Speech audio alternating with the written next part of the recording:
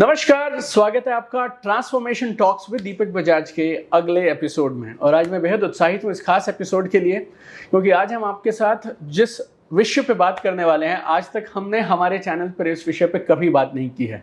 आज हम हिंदुइज्म से जुड़े हुए, हिंदू धर्म से जुड़े हुए बहुत सारे ऐसे तथ्यों की चर्चा करेंगे जो शायद आपने आज से पहले कभी नहीं सुने होंगे। जितने आप उत्साहित हैं आज के इस एपिसोड के लिए, उससे ज़्यादा मैं भी कहीं उत्साहित हूँ, क्योंकि बहुत सारे सवाल ऐसे हैं जो कई सालों से या काफ़ी समय से हमारे पास हैं, जिनके जवाब आज जो हमारे गेस्ट हैं वो देने वाले हैं।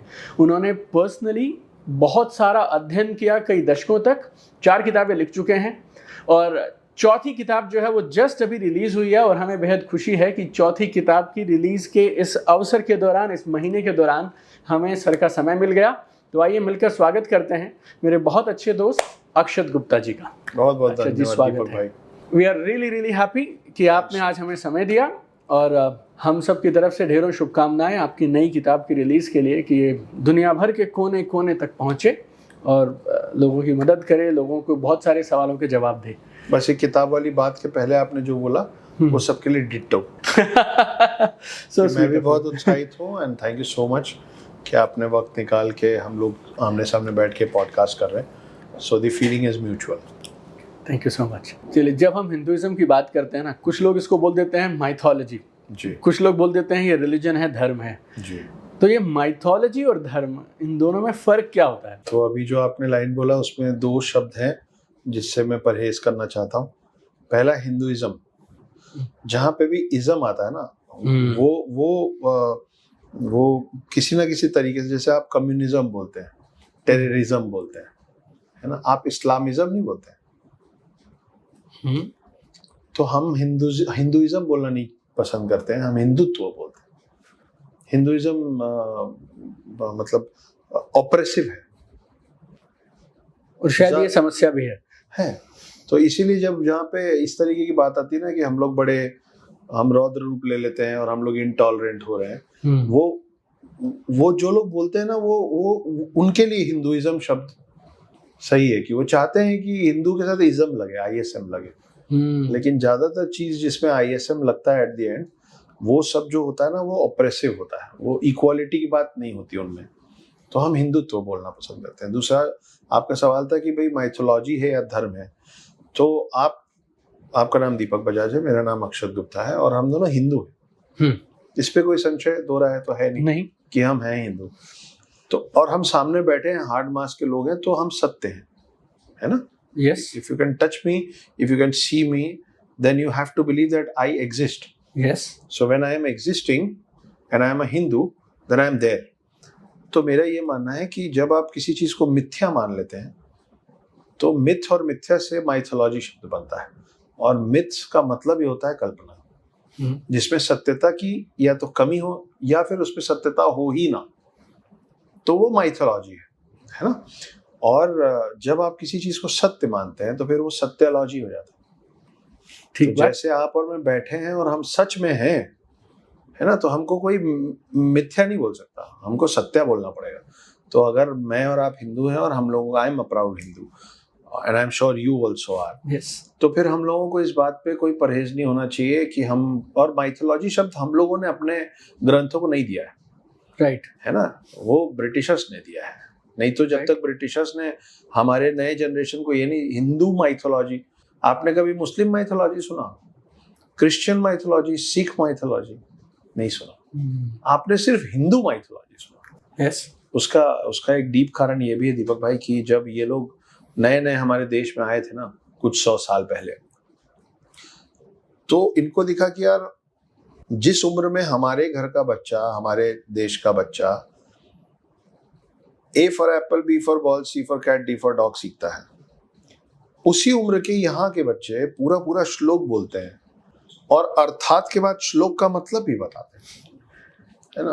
अब 2 ही तरीके से आप किसी की बराबरी कर सकते हैं, या आप अपनी लाइन लंबी खींच लें या दूसरे की लाइन काट दें, है ना, छोटी कर दें। तो बहुत सिस्टमैटिकली इन लोगों ने हमको ये समझाना चालू किया कि तुम लोगों से हम लोग सुपीरियर है, हमारी चीजें, हमारी पद्धति बेहतर है।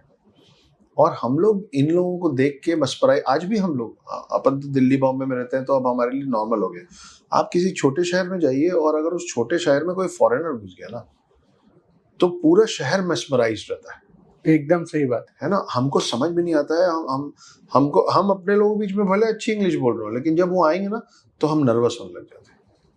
तो ये जो हमारी कमी है, इसको इन लोगों ने बहुत अच्छे से इसका आकलन किया और इन्होंने हमको समझाना शुरू किया कि तुम हमारे से नीचे हो, बराबर नहीं। हम तो ऐसे ऐसे करके खाते हैं, तुम तो ऐसे ऐसे करके खाते हो। है ना। इसमें उदाहरण, यस यस, ऐसे सैकड़ों उदाहरण है और ये अंदर तक चला गया, बिल्कुल चला गया अंदर तक। हाँ। ठीक है, तो जब ये सब हमको समझा के डिमीन करना चालू किए तो उसके बाद ये हमारे पास लेके आए, A for apple, B for ball, C for cat, D for dog, E for elephant, F for fan. ठीक है, इन्होंने हमको ये सिखाना इसलिए चालू किया ताकि हम जो जानते हैं, जो सीख रहे हैं, वो सीखना छोड़ दें। तो इन्होंने हमारी लाइन काट के छोटी कर दी। अब हम भी सीख गए। मेरा पॉइंट ये है, इस बात में कोई संदेह नहीं है कि आपको विश्व स्तर, विश्व पटल पर खड़े होने के लिए आज की डेट में अंग्रेजी जानना जरूरी है। इस पे कोई बहस हो ही नहीं सकती कि कोई बोले कि अंग्रेजी मत सीखो तो आप उसकी बात मत सुनिए।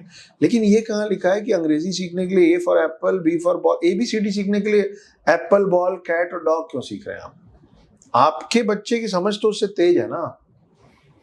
इसीलिए ना आज की डेट में जब आप ग्लोबल प्लेटफॉर्म पे देखते हैं तो हर बड़ी कंपनी, हर यूनिकॉर्न कंपनी के ऊपर, चाहे वो विश्व में कहीं का भी हो, एक भारतीय बैठा हुआ है। चाहे मतलब सबसे ऊपर या सेकंड उस पे, है ना। जहां पे सेकंड बैठा हुआ है वो भी इसीलिए बैठा हुआ है क्योंकि वो चाहते नहीं है कि उसको फर्स्ट दे दे, वर्चस्व अपने पास अपना है। ठीक है, आपको अंग्रेजी सीखना है, आप हिंदू हैं तो आप A फॉर अग्नि, B फॉर भगवा, C फॉर कल्चर सिखा लीजिए, D फॉर धर्म सिखा लीजिए, E फॉर आपको एलिफेंट सिखाने का मन है, E फॉर एकदंत सिखा लीजिए। आपका बच्चा पूछेगा एकदंत की कहानी क्या है भाई, तो फिर आप गणेश जी की कहानी सुनाएंगे कि उनका दांत कैसे टूटा। तो पूछेंगे कि गणेश जी कौन है, तो फिर आप बताएंगे गणेश जी शिव और पार्वती के। ऐसे ही ना आपके अंदर आप अपना कल्चर उतारेंगे। F फॉर फैन सिखा रहे हैं आप, F फॉर फेथ सिखा लीजिए। आप मुस्लिम हैं तो मैं A फॉर अग्नि सिखा रहा हूँ, आप A फॉर अल्लाह सिखा लीजिए। ये सिखाते सिखाते सिस्टमैटिकली इन्होंने हमको G फॉर गॉड सिखा दिया, हमको पता भी नहीं चला। आपका भगवान गॉड है ही नहीं, आपका भगवान गॉड नहीं है, आप जीसस को नहीं मान रहे। मैं पुरानी बात कर रहा हूँ, जब ये पहली बार आए थे तो यहाँ तो जीसस को मानने वाला एक भी शख्स नहीं था। तो आपको अब ये गलती होते होते आज हम वहां पहुंचे हैं। रातों रात हम डिटोरिएट नहीं हुए तो रातों रात हम उठेंगे भी नहीं। कहीं से किसी को तो शुरू करना पड़ेगा। मेरे घर में मेरे छोटे भाई का 2 साल का बेटा है, तोतला के बात करता है। आप उससे पूछेंगे ना कि आप अपना पूरा नाम बताइए तो तोतलाते हुए बोलेगा कि मेरा नाम अनंता पुत्र अगस्त्य गुप्ता है। उसको लगता है उसका पूरा नाम अनंता पुत्र अगस्त्य गुप्ता ही है। ये लोग आए और इन्होंने हमको सिखाया कि नहीं, मेल फादर बड़ा होता है, फादर बड़ा होता है। तो अब हमारे हर फॉर्म में लिखाता है आपका नाम फिर फादर्स नेम। यस, ठीक है, लेकिन आप उस धरती में, उस जमीन में पैदा हुए हैं जहां आपकी पैदाइश के समय में आपको आपकी माँ के नाम से पहचाना जाता था और शादी के बाद आपको आपकी पत्नी के नाम से पहचाना जाता था। क्यों कह रहा हूं? अंजनी पुत्र पवन सुतनामा हनुमान, गंगा पुत्र भीष्म, कौशल्या नंदन राम, देवकी नंदन यशोदा नंदन कृष्ण। इनमें से जिन्होंने शादी की गौरी शंकर, लक्ष्मी नारायण, सिया राम, राधे श्याम, सब ने अपनी पत्नियों का नाम पहले लगा रखा। तो आप महिला प्रधान देश थे, आप उस जमीन में पैदा हुए हैं जहां पे स्वयं वर होता था, स्वयं वधू नहीं होता था। लड़की चुनेगी, बिल्कुल लड़की चुनेगी। और आज आप देखिए आप कहां पहुंच गए हैं कि आज भी इस देश में अनगिनत घरों में लड़की से पूछा भी नहीं जाता है, उसको बता दिया जाता है। वो कोई इंसान किसी के साथ पूरा जीवन किसके साथ बिताएगी वो आप और मैं कैसे तय कर सकते? फिर हमको मालूम नहीं चलता है। हम ये सब सीखते सीखते हमने उनसे देखा कि वो इंट्रोड्यूस करवाते हैं, hi my name is Anderson, meet my wife. हम बोलने लगे मेरी पत्नी। अगर स्वयंवर का कल्चर आपका रहा है और स्वयंवर के तहत मुझे अगर ये नैपकिन अच्छा लग गया मुझे अच्छा लगा, मैंने इसको ले लिया, चुन लिया। तो आप ये बताएं कि मैं इस नैपकिन का हुआ या ये नैपकिन मेरा हो गया? ये नैपकिन मेरा हो गया क्योंकि मैंने इसको चुना। हाँ। तो जब यहाँ स्वयंवर का कल्चर रहा है तो वो मेरी पत्नी कैसे हो सकती है? मैं उसका पति हुआ ना। बिल्कुल, बहुत बड़ा फर्क है इसमें। हम बोलते हैं ये मेरी माँ है, अरे वो तुम्हारी माँ नहीं है, तुम उसके बेटे हो। हाँ। तो आपको उनको इंट्रोड्यूस करवाना पड़ेगा कि इनका नाम ये है, मैं इनका बेटा हूं। हम इंट्रोड्यूस कैसे करते हैं? मेरा नाम ये है, ये मेरी माँ है। तो जहां पे भी मेरी आता है ना, जैसे इज्म की बात कर रहे थे हम लोग, ISM की, जहां पे मैं बोल सकता हूं ये मेरी घड़ी है, ये मेरा नैपकिन है, ये मेरा चश्मा है, ये नॉन लिविंग थिंग्स है। आप जैसे ही किसी जीते जागते चीज को बोलते हो ना ये मेरी वाइफ है, तो आपको पता नहीं चलता है कि आप उसको ऑब्जेक्टिफाई कर रहे हैं। तो अब्राहमिक लैंग्वेजेस में, अब्राहमिक रिलीजन्स में महिलाओं को जो दर्जा दिया गया है वो आपके कल्चर में, आपके रिलीजन में, आपके देवभूमि भारत में जो दर्जा महिलाओं को मिला है उससे बहुत ज्यादा फर्क है। जैसे उन लोगों में शब्द है औरत, जो आप और हम भी बोलते हैं, हाँ। हमको इसका मतलब नहीं मालूम। तो कोई महिला गाड़ी टेढ़ा मेढ़ा चलाती रहती है तो हम बोल देते हैं अरे ये औरतों के हाथ पे तो गाड़ी नहीं देनी चाहिए। या आपने बोला होगा या आपने ये बात सुनी होगी, सब ने या तो बोल, आपके कान तक ये लाइन आई है, हाँ, करेक्ट, यस। उसके बाद हम में से कई लोग बोलते हैं अरे रामायण महाभारत तो सब औरतों की वजह से हो गया, औरत ही लड़वाती है। रावण सीता को ले गया इसलिए रामायण हो गया, द्रौपदी ने उसको अंधे का बेटा अंधा बोल दिया, जो कि वाल्मीकि रामायण में लिखा भी नहीं, पर एक बात है, तो इसलिए महाभारत।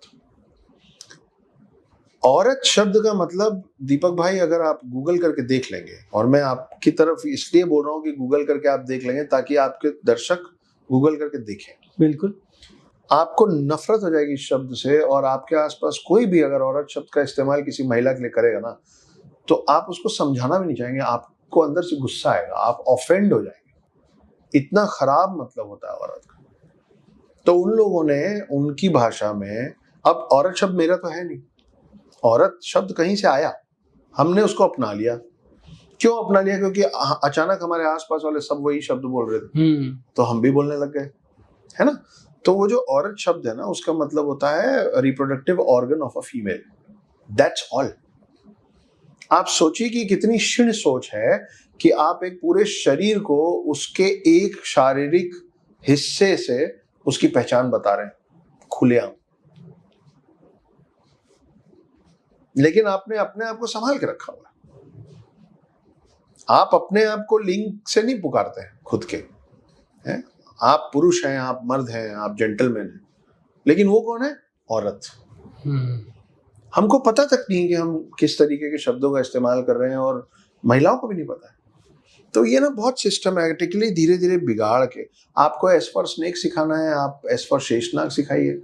बच्चा पूछेगा कि भाई शेषनाग के पीछे की कहानी बताओ, तो आप बताएंगे कि जब 4 युग खत्म होता है, प्रलय आता है, सब कुछ तबाह हो जाता है, उसमें जो चीजें बच जाती है, उसमें जो सांप बचता है उसको शेषनाग बोलते हैं, क्योंकि शेष का मतलब होता है रिमेनिंग।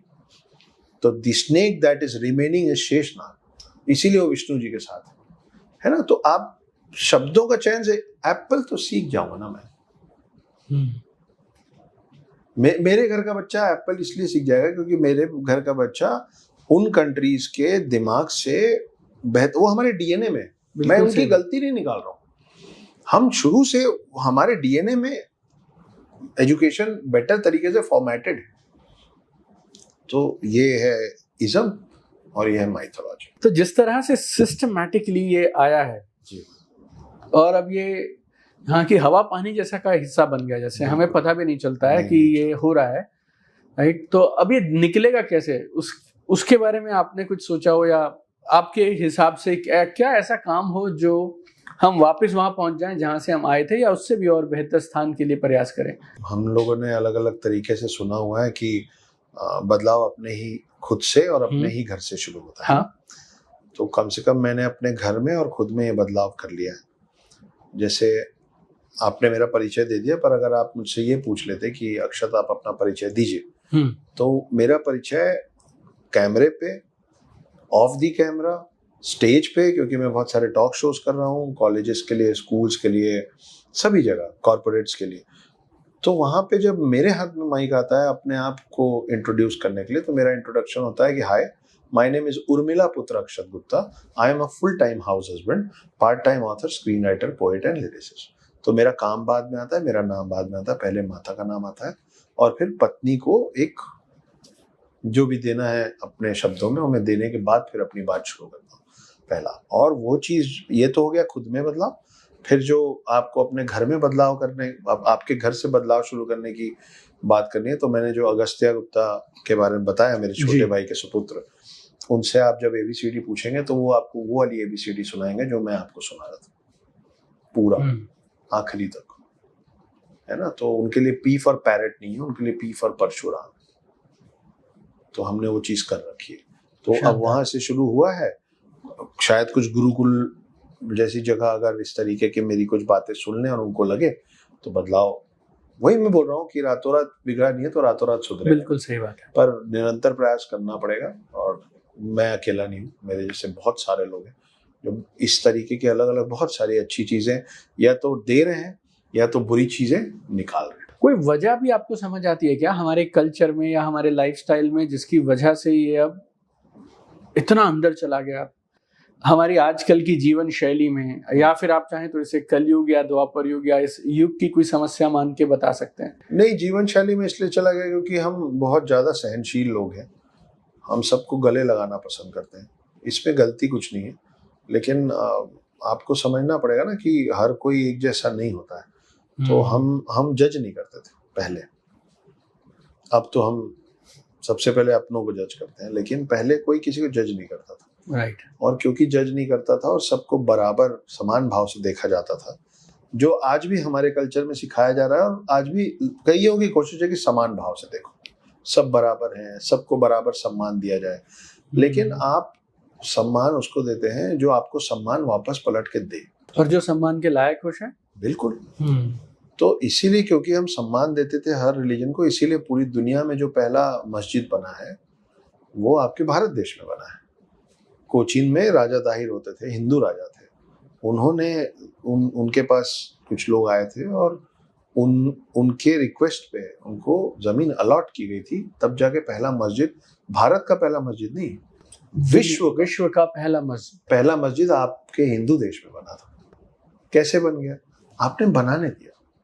हम सबको लेके चलना पसंद करते हैं, लेकिन फिर हमको सुनने को क्या मिलता है कि अगर तुम हमारे भगवान को नहीं मानते हो तो तुम काफिर हो, और पन्नों में लिखा है कि तुम अगर काफिर हो तो तुम्हारा गला काट सकते हैं। तो फिर मेरे को समझ में आता है कि मैं तो अतिथि देवो भव वाला आदमी हूँ, वसुंधैव कुटुंबकम। हाँ। और मुझे तो ये सिखाया गया है कि अतिथि देवो भव, तो कोई जो अतिथि के रूप में आ रहा है वो भगवान है। और आप, अब मेरे को समझ में आ रहा है कि मेरा अतिथि मेरा गला काटने का प्लानिंग कर रहा है। तो जिस दिन मेरे को ये समझ में आएगा कि मैं जिस आदमी को घर में लाया हूँ अतिथि देवो भव बना के, वो अब मेरे पे भव कर रहा है जी, तो फिर मैं उसको घर से निकालूंगा, है ना। तो इसीलिए आपके हर देवी देवताओं के हाथ में अस्त्र और शस्त्र है, अटैक करने के लिए नहीं, लेकिन डिफेंड करने के लिए गला काटना पड़ेगा तो हम भी काटें, मजबूरी हो जाएगी ना। मैं हाथ से आपके तलवार के सामने मैं हाथ रखूंगा तो मेरा हाथ तो कट जाएगा। तो आपके तलवार के सामने अपने आप को बचाने के लिए मेरे को तलवार को रोकने के लिए तलवार उठाना पड़ेगा। बिल्कुल सही बात। तो शास्त्रों से आने वाला वक्त नहीं चलेगा, और शास्त्रों के साथ आने वाले वक्त में शस्त्र भी उठाने पड़ेंगे। इस चीज की समझ हमको अब नहीं आ रही है। इस चीज की समझ हमको 7वीं 8वीं शताब्दी में आ गई थी, जब पहले आदि गुरु शंकराचार्य हुए थे। और इसलिए उन्होंने नागा साधु जो हैं उन लोगों का क्रिएशन किया था। उनका काम और कुछ नहीं है, वो आपके धर्म के रक्षक हैं। तो आप लोग डरते हैं अघोरियों से, नागा साधुओं से, लेकिन हमको इसीलिए नहीं डरना चाहिए। जैसे आर्मी, नेवी और एयरफोर्स आपके सरहद की, आपके देश की रक्षा करते हैं, वैसे ही नागा साधु आपके धर्म की रक्षा करते हैं।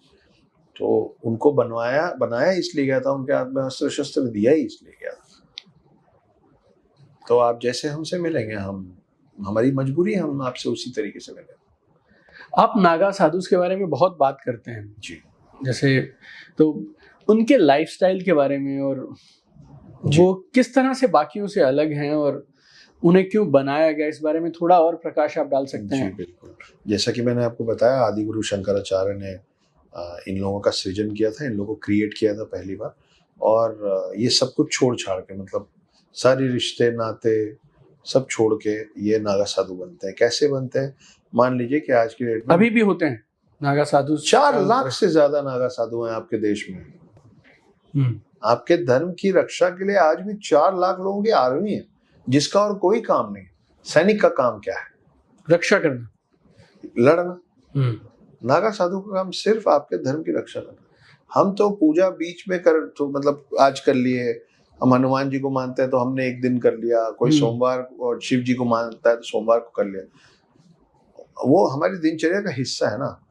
नागा साधुओं की दिनचर्या ही भक्ति है, और कुछ नहीं करना, और तैयार रहना, जब जरूरत पड़ेगी तो उतरो। तो मान लीजिए कि आज की डेट में मिस्टर दीपक बजाज का मन अक्षत गुप्ता से मिल के भर गया, पॉडकास्ट से भर गया, पैसा कमाने से भर गया, दुनिया घूमने से भर गया। अब मिस्टर दीपक बजाज को आईफोन 16 नहीं चाहिए, तो उनको नहीं चाहिए कि आएगा जब आएगा, हमको कोई इंटरेस्ट नहीं। हमको नहीं जानना है कि वर्ल्ड कप किस तारीख से शुरू हो रहा है, और हमको नहीं जानना है कि इस बार वर्ल्ड कप में हम जीतेंगे कि नहीं जीतेंगे। तो आप मिस्टर दीपक बजाज के दिमाग में आएगा कि मैं सांसारिक मोह माया त्यागना चाहता हूँ, मैं नागा बनना चाहता हूँ। तो फिर दीपक बजाज जाएंगे नागा साधुओं की खोज में पहाड़ों पे। वहां पे अखाड़े बने हुए हैं। अखाड़ा मतलब वो फाइटिंग वाला अखाड़ा नहीं, अखाड़ा शब्द दिया, मठ है अलग अलग, है ना। तो वहां जाके मिस्टर दीपक बजाज बोलेंगे कि मुझे अपना लीजिए, मैं आप लोगों जैसा नागा साधु बनना चाहता हूँ। जरूरी नहीं है कि मिस्टर दीपक बजाज को वो अपना लेंगे, हो सकता है बोलेंगे 12 साल बाद आ, चलो निकलो ऐसे। 12 बोले, 2 बोले, 1 बोले, 20 बोले, या नहीं बोल दे, वो उनका मन। उनको जो आपके फ्रीक्वेंसी से उनका मैच हुआ, उनको लगा कि नहीं ये तैयार है सच में सब कुछ छोड़ने के लिए, तो आपको अपनाएंगे। नहीं तो बोलेंगे पहले जो मुंह से निकल रहा है उसको पहले अंदर से निकालो, चलो जाओ यहाँ से। अगर उन्होंने आपको अपना लिया, आपके बच्चे हैं दीपक भाई? 3 बच्चे। 3 बच्चे, और समकक्ष भी हैं ही आपके। तो सबसे पहले वो आपको बिठाएंगे और आपके हाथ से आपके तीनों बच्चों का अंतिम संस्कार करवाएंगे। अच्छा जी। फिर आपकी समकक्ष का भी अंतिम संस्कार आप करेंगे। अगर आपके माता पिता जीवित हैं तो आप उनका भी अंतिम संस्कार करेंगे। आपके भाई बहन अगर हैं तो आप उनका, उनके बच्चों का, उनके पति का, अपने हर रिश्तेदार का अपने हाथ से पूरे विधि विधान से अंतिम संस्कार करेंगे। विश्वास मानिए, इमेजिनेशन, क्योंकि ये पूरा प्रोसेस है, करते करते ना आपको ये लोग दिखने लग जाएंगे मृत्युशैया पे। यहाँ इस बात पे हाँ मेरा विश्वास है कि दिखने लग जाएंगे, है ना। तो आपको जितना रोना है रोइए, आप सबका अंतिम संस्कार करेंगे।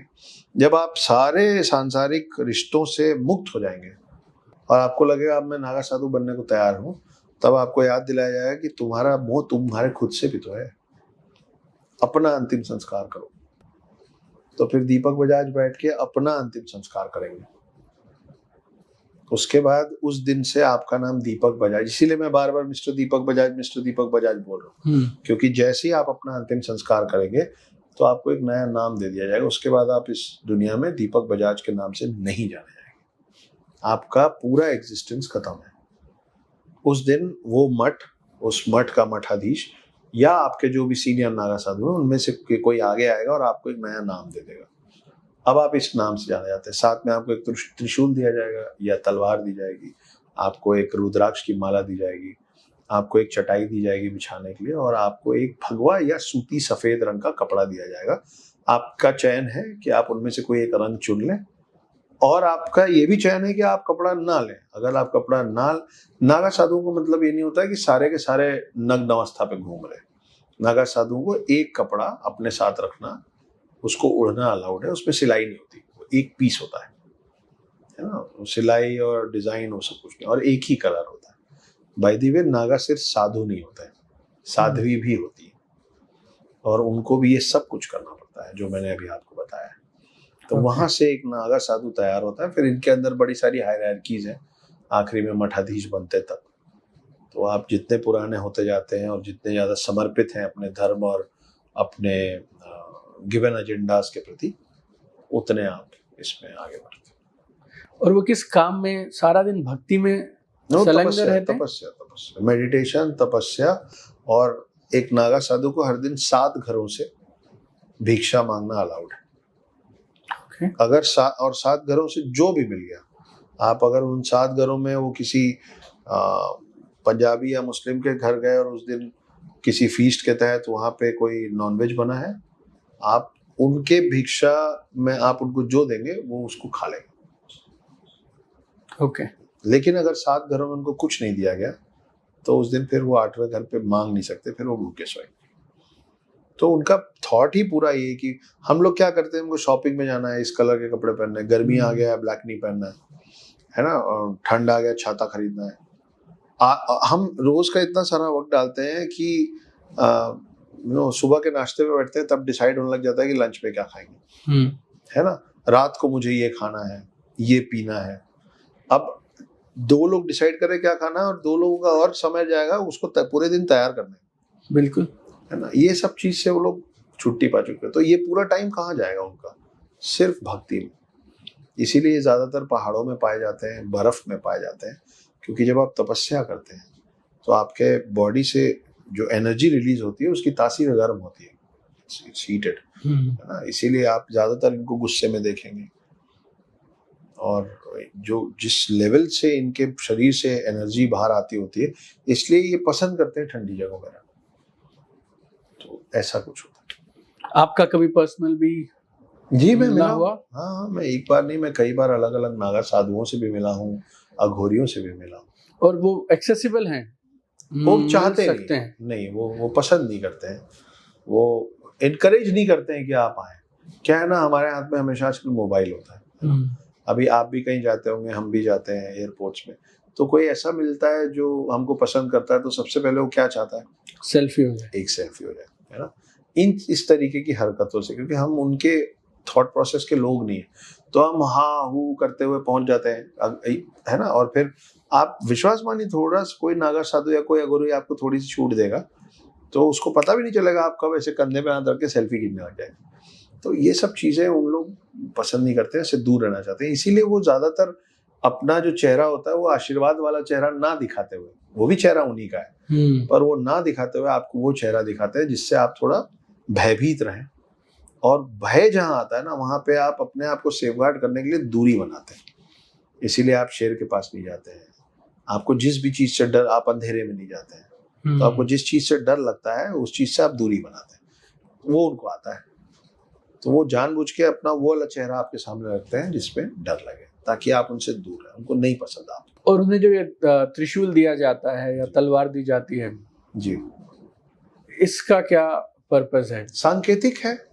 सांकेतिक है कि भाई धर्म की रक्षा के लिए आप जिस दिन आप कैडेट से सोल्जर बनते हैं तो उस दिन आपको एक बंदूक मिलती है ना। तो जिस दिन आप एक नॉर्मल इंसान से, एक सिविलियन से नागा साधु बनते हैं, आपको सांकेतिक तौर पे एक हथियार दिया जाता है कि अब ये तुम्हारे साथ हमेशा रहे। राइट। तो उन हथियारों का इस्तेमाल कभी किया गया?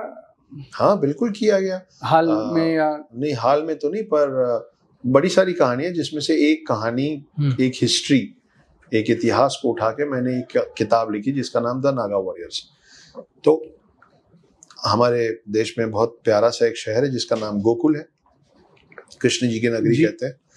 तो वहां पे अहमद शाह अब्दाली नाम का एक लुटेरा चोर, जिसकी बहुत बड़ी सेना थी, वो गोकुल में, देखिए इन लोगों का सोच ये होता था कि जहां मंदिर वहां खजाना। ये तो बाद में हुआ कि धर्म को ध्वस्त करने के लिए मंदिर तोड़ो। उसके पहले इनको, जब हमारा धर्म कितना रिच है, कितना समृद्ध है, जब उसकी समझ उनको नहीं थी ना, तब उनको इस बात की समझ सिर्फ इतनी समझ थी कि भाई इनकी कुछ ऐसे ढांचा मंदिर का बना होता है, पत्थरों का होता है, उसके अंदर में देवी देवताओं की मूर्ति होती है और उसमें बड़े सोने होते हैं।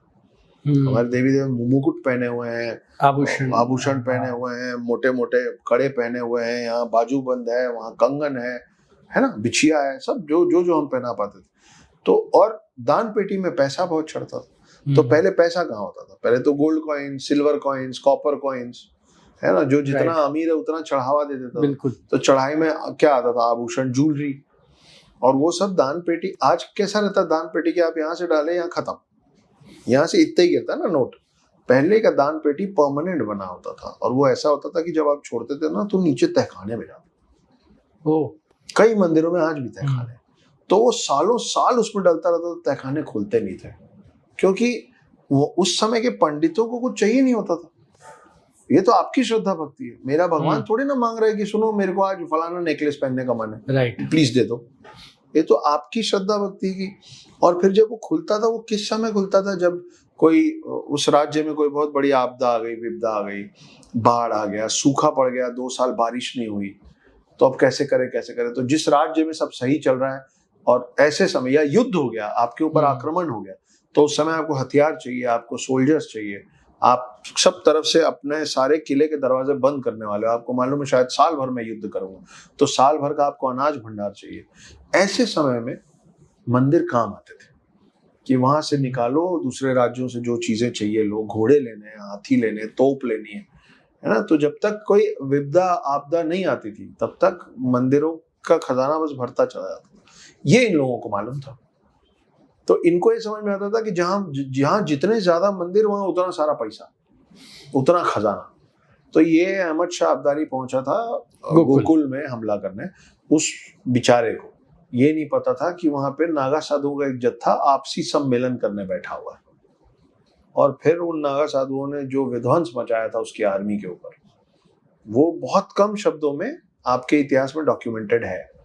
तो क्योंकि कम शब्दों में डॉक्यूमेंटेड है, मुझे शब्द जोड़ने की जगह मिल गई, तो मैंने उसको फिक्शनलाइज किया है, अपनी कल्पना जोड़ी है उसमें, लेकिन किसी का निरादर तिरस्कार नहीं किया है। उल्टा उनके जो युद्ध गाथा रही होगी, वो जब मैं आंख बंद करके सोचता हूँ कि कैसा हुआ होगा, तो मुझे जो दिखा, मेरे मन में जो आया कि युद्ध उनका, इतने थोड़े से कम लोग इतने सारे लोगों से लड़े और हालत खराब कर दी, तो कैसे लड़े होंगे, क्या पागलपन, क्या पैशन रहा होगा, क्या भक्ति का उनके अंदर वो तपिश होगी।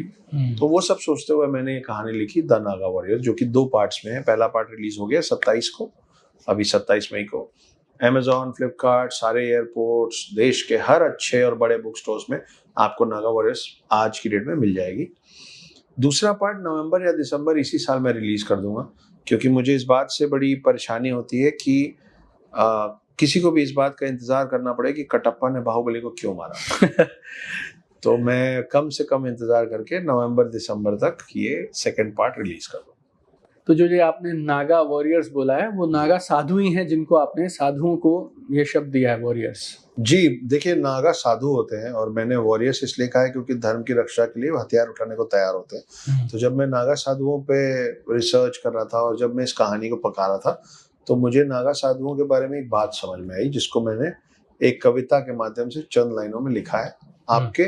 मतलब अगर आप इस कविता को बहुत ध्यान से एक एक लाइन समझ लेंगे ना, तो आपको समझ में आ जाएगा कि हिंदू कौन है और नागा साधु कौन है। अगर आप अपने धर्म के खिलाफ सुनते हैं कहीं और आपको बुरा लगता है, आपको गुस्सा आता है, तो आप में भी कहीं ना कहीं अंदर आपके डीएनए में नागा साधु बैठा हुआ है और नागा साधु को तो गुस्सा आता ही है, राइट। तो अभी जो बोले कि आपने जो बोला कि नागा साधु होते हैं पर आपने वॉरियर कहा है ना, क्यों कहा है? ये दोनों वही है, साधु भी वही है और योद्धा भी वही है। क्यों? तो कौन है नागा साधु? कि तू शांति है, मत साधु शांत होता है, वॉरियर योद्धा युद्ध करता है। तू शांति है, तू युद्ध है, तू नरसिम्हा है, तू बुद्ध है। तू शांति है, तू युद्ध है, तू नरसिम्हा है, तू बुद्ध है। तू नमन है, तू प्रहार है, तू जीवन है, तू अंतिम संस्कार है। तू ढाल है, तू तीर की नोक है, तू ब्रह्मांड है, तू तीनों लोक है। तू भिक्षु है, असुरों का भक्षक है, तू भक्त है, धर्म का रक्षक है। तू पुण्य है, तू पाप है, तू वरदान है, तू श्राप है। तू शोर है, तू मौन है। उनको चुनना है कि तू कौन है। तो आप अगर उनके प्रेजेंस में आके मेरे मंदिर में हाथ जोड़ेंगे तो वो आपको आशीर्वाद दे देंगे। आप उनके सामने आके मेरे मंदिर पे हथौड़ा चलाने की कोशिश करेंगे तो वो हथौड़ा वो आपके सर पे चला देंगे। ये होता है नागा साधु, और मेरा मानना है कि हर हिंदू में नागा साधु है। और आपने 2 शब्द कहे थे, एक नागा साधु और एक अघोरी। जी, इन दोनों में फर्क क्या है? मेरे हिसाब से इनमें बहुत थोड़ा सा, बहुत माइनर सा फर्क है, लेकिन देखा जाए तो वो मेजर भी कहलाया जा सकता है एट द सेम टाइम। क्यों? अगर मैं इन लोगों को, नागा साधु को, अगर मैं अपनी आर्मी मतलब मिलिट्री और नेवी और एयरफोर्स से कंपेयर कर रहा हूँ, तो आप ये समझ लीजिए कि अघोरी लोग जो है ना वो पुलिस वाले हैं। ओके। है ना, है वो भी ड्यूटी पे ही, लेकिन वो आर्मी, वो सरहद पे नहीं लड़ते, वो अंदर रहते हैं। ये बोलने का मेरा तात्पर्य ये नहीं कि वो अंदर लड़ते हैं, अघोरी नहीं लड़ते हैं। अघोरियों का मानना ये है कि हम जिस भी पूजा पद्धति से हम, क्योंकि उनकी पूजा पद्धति नॉर्मल पूजा पद्धति से बहुत अलग होती है। ओके, जैसे तंत्र विद्या में है, रात को पूजा करते हैं, है ना। हमारे में समय है सुबह और सांझ, तो वो अमावस की रात को पूजा करेंगे, वो शमशान में जाके पूजा करते हैं, वो खोपड़ी और मांस के टुकड़े और खून जैसी चीजों का भी कई बार इस्तेमाल करते हैं पूजा में, जो हमारे नॉर्मल पूजा में नहीं होता है जी। पर वो भी एक विद्या है, वो भी एक पूजा है, अपना अपना तरीका है। और हमारे धर्म की तो सबसे खूबसूरत बात यही है कि आप जिस भी तरीके से पूजा करें, हम आपको बराबर वो देते हैं। आप मेरे भगवान को मत मानिए, आप किसी और समुदाय के भगवान को मानिए, मैं तो भी आपको अपना मानूंगा। आप मूर्ति पूजन करें, मैं तो भी आपको अपना मानूंगा। आप निरंकारी हो तो भी मैं आपको अपना मानूंगा। आप आस्तिक हैं, भगवान पे मानते हैं, तो भी मैं आपको अपना मानूंगा। आप नास्तिक है, भगवान पे नहीं मानते हैं, तो भी मैं आपको अपना मानूंगा। तो उनका एक अपना तरीका है पूजा पाठ करने का। वो उस पूजा पाठ के तरीके से शिव को प्राप्त करने की कोशिश कर रहे हैं। ओके। शिव तक पहुंचने की कोशिश कर रहे हैं। जबकि नागा साधुओं का मानना है कि हमको शिव प्राप्त है, हम तो शिव की ही सेना है। शिव गण की जो बात की जाती है, शिव गण की जो बात की, और आदि गुरु शंकराचार्य को शिव जी का एक अवतार माना गया है, इसीलिए उनके भी मंदिर है। कश्मीर में आदि गुरु शंकराचार्य का मंदिर है, कोचीन में आदि गुरु शंकराचार्य का मंदिर है। तो आदि गुरु शंकराचार्य ने जिन लोगों को तैयार किया है, उनका मानना है कि हमारे पास आदि गुरु शंकराचार्य तो आज भी हैं ही, तो हमको शिव प्राप्त है, हम शिव की सेना है। अघोरियों को मानना है कि हम ये जो पद्धति से चल रहे हैं, इस रास्ते पे चल के हम शिव को प्राप्त कर लेंगे, हम शिव तक पहुंच जाएंगे। कुल मिला के दोनों की बात मोक्ष की है। और जब बात शिव की आई और शिव के भक्तों की आई, तो हम एक रामायण ग्रंथ एक ऐसा है जिसके बारे में सब लोग जानते हैं जी। और रामायण में दो लोग लड़ रहे थे और दोनों के बारे में बोला जाता है। ऐसे रावण के बारे में कहा जाता है कि वो शिव के परम भक्तों में से एक थे, बहुत सारी सिद्धियां उन्हें हासिल हुई थी। तो जब शिव भगवान रावण को ये सब करते हुए देख रहे थे, तो कभी कभी सवाल ये आता तो उन्होंने उसी समय में उसको रोका क्यों नहीं? आपके किसी भी भगवान का काम आपको रोकना होता नहीं। ये निर्णय हमेशा इंसान को ही दिया हुआ है कि वो कौन से पथ पे चलना चाहता है। आपको आपका भगवान कभी आके नहीं बोलेगा कि सुनो मंदिर जाओ रोज। आपको आपका भगवान नहीं बोलेगा उपवास रखो। आपको आपका भगवान नहीं बोलेगा कि रोज सुबह नहा लिया करो यार, है ना। ये सब आप खुद करते हैं। अघोरी भी तो पूजा कर रहा हो तो रोज नहीं नहाता है। आपको आपका भगवान कभी नहीं बोला कि तुम नॉनवेज खाओगे तो मैं तुमसे कट्टी कर लूंगा। ये सब आपने खुद बनाया हुआ है। तो आप किस पूजा पद्धति को फॉलो कर रहे हैं, और आप पूजा करें चाहे ना करें, आप अपने जीवन में क्या कर रहे हैं, इसका निर्णय आप ही के हाथ में होता है, और इसी को कर्मा कहते हैं। तो भगवानों का काम होता है कि जब आप अपना पूरा कर्म कांड कर लें, उसके बाद वो निर्णय देते हैं ओके कि अब आपके साथ हम क्या करेंगे। तो आपको बड़े मौके दिए जाते हैं। रावण को भी मौके दिए गए थे, सीधे युद्ध में नहीं रावण को उतार लिया गया था, रावण को मौके दिए गए थे। कुंभकर्ण ने समझाया था, मंदोदरी ने समझाया था, हनुमान जी आके समझाए थे, अंगद ने समझाया था, सीता जी ने समझाया था, है ना। सब ने समझाया था कि गलत कर रहे हो बॉस, अभी भी वक्त है, रुक जाओ। नहीं माने। तो भगवान जी खुद, ऐसे भी भगवान जी खुद नहीं आते, है ना। और आप देखिए कि अगर आपने जो बोला कि तो फिर शिव जी ने पहले क्यों नहीं समझा दिया कि गलत कर रहे हो बॉस, मत करो। आए तो थे शिव जी भी समझाने। पूछिए कैसे? कैसे? शिव जी का अवतार है हनुमान जी। तो हनुमान तो आए थे बोलने की मत कर भाई, नहीं समझ में। और हनुमान जी को जब उन पे गुस्सा आया था तो हनुमान जी ने एक बार उसको गदा भी मारा था, मूर्छित हो गया था। जामुन ने लात मारी थी, मूर्छित हो गया था उठने के। और वो यही बोले कि तू मेरा पूंछ नहीं उठा पा रहा है, तू मेरे को नहीं पकड़ पा रहा है, मैं तेरे को पूंछ में बांध लिया, तू हिल नहीं पा रहा, तो तू सोच कि मेरे प्रभु राम आएंगे तो क्या करेंगे। मान जा, समय है, अभी भी वक्त है, अभी नहीं माने। तो फिर जब आप सब कर्म कांड कर लेते हैं, उसके बाद जब आपका अब क्या होगा उसका निर्णय होता है, वो निर्णय करते हैं यमराज। तो कई लोग ये भी बोलते हैं ना कि सोल तो होता ही नहीं है, तुम लोग कुछ तो भी बोलते हो, बॉडी आई, बॉडी खत्म हो गई, लाइफ खत्म हो गया, खत्म। तो आप ये सोचिए कि जब यमराज और यमदूत वहां ऊपर से आते हैं लेने, तो आपका हार्ड मांस का शरीर तो यही रहता है, तो वो आपको लेने आए तो लेके क्या गए? क्योंकि आप तो यही है ना, आपका शरीर तो जला दिया जाएगा, राइट। तो वो उतने दूर से आए थे आपको लेने, तो जब आप मर गए तो आप शब्द है कहाँ? तो इसलिए इनके हाथ में एक रस्सी होती काले रंग की, उसको काल समथिंग बोलते हैं, मैं शब्द भूल रहा हूँ, उसमें वो आपकी आत्मा को बांध के फिर वो लेके जाते हैं, फिर वहां आपका हिसाब किताब होता है।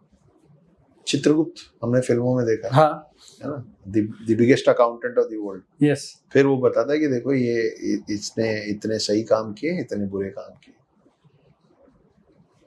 तो ये बड़ा, इसमें भी एक इंटरेस्टिंग बात है कि कहाँ यमराज आपका हमारा हिसाब किताब कर रहे हैं।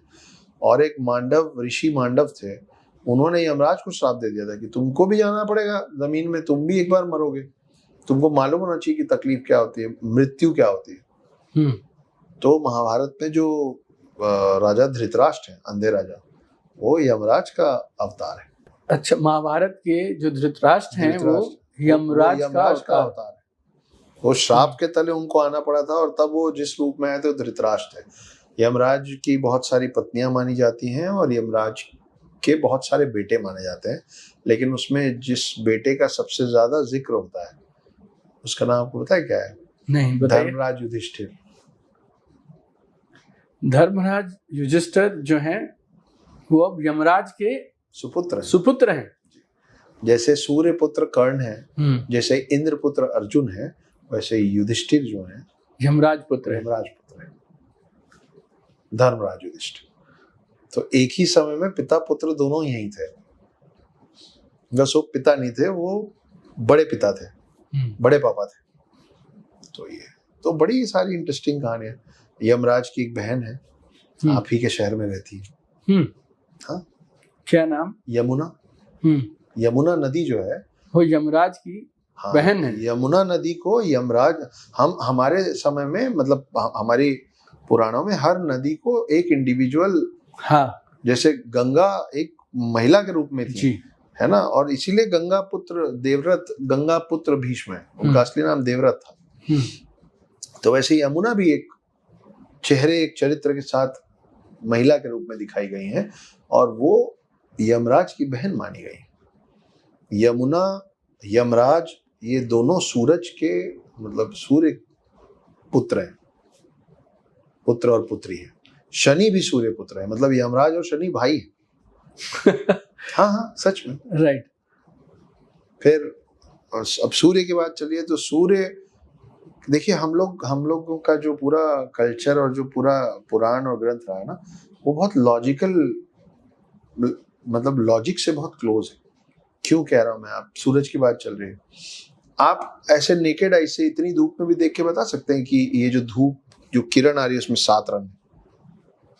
नहीं बता सकते। तो बाद में प्रिज्म भी है, वो से पता चला, लेकिन पहले के लोगों को नहीं पता होना चाहिए था कि 7 रंग होते हैं। नहीं पता होना चाहिए। हाँ, हजारों साल पहले। हाँ, उसमें ऐसा कोई प्रिज्म या ग्लास या ऐसा टेक्नोलॉजी नहीं, ग्लास ही नहीं बना था। हाँ। तो आपको कैसे पता हो सकता है कि जो धूप की किरण आ रही है उसमें 7 रंग है? नहीं पता हो सकता, नहीं, हो ही नहीं सकता। Your sure? सूरज जिस रथ में बैठ के सफर करते हैं उसके आगे 7 घोड़े हैं। हाँ, 6 नहीं है, 8 भी नहीं, राइट, 7 ही घोड़े हैं। तो सूरज, अगर सूरज है तो सूरज के, जब सूरज का की क्या चीज हमारे पास पहुंचती है? किरण। तो ट्रैवल क्या चीज पे हो रहा है? 7 घोड़ों। तो वो 7 रंगों का डिपिक्शन है, वो 7 घोड़े। उनका जो सारथी है, हमने सब लोगों को मान दिया हुआ है, दीपक जी, है ना, सब लोगों को, मतलब स्पेशली एबल्ड लोगों की भी जगह हमारे ग्रंथों में अच्छी जगह पे दी गई है।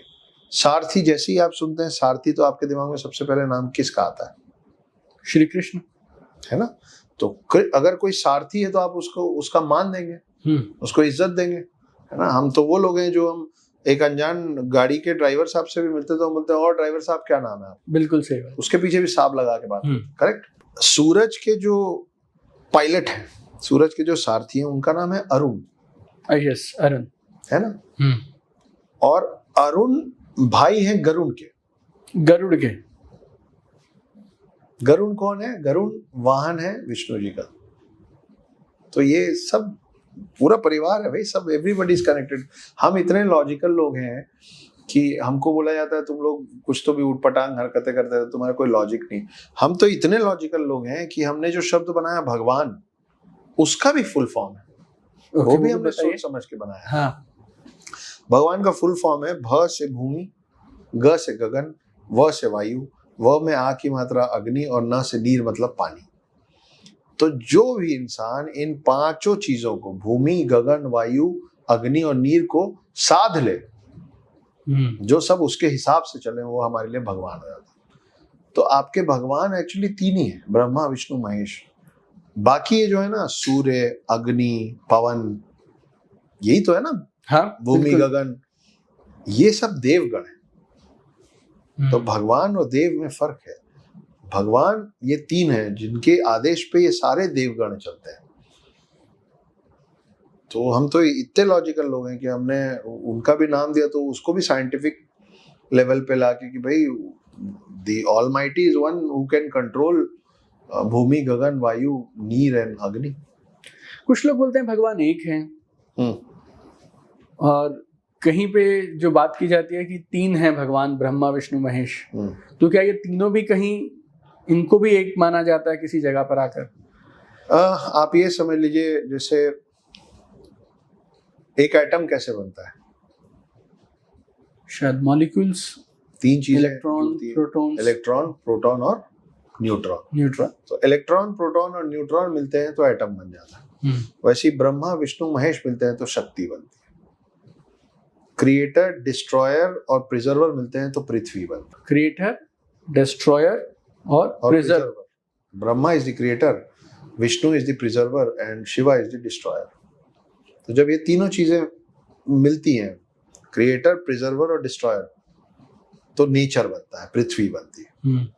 पृथ्वी साउंड्स फेमिनाइन, है ना। प्रकृति साउंड्स फेमिनाइन। वैसे ही जब ब्रह्मा विष्णु महेश मिलते हैं तो शक्ति बनती है, दैट इज फेमिनाइन। तो अगर उस लिहाज से देखेंगे तो आप बोल सकते हैं कि भगवान एक। बिल्कुल सही बात।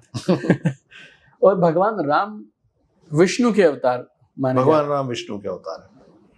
तो जैसे हम रावण का जिक्र कर रहे थे कि वो शिव की पूजा करते हैं, तो ऐसा भी प्रसंग आता है जिसमें भगवान राम भी शिव जी की पूजा करते हैं। बिल्कुल करते हैं। और आपने बोला बाकी सब देवगण हैं और ये तीन जो हैं ये भगवान हैं।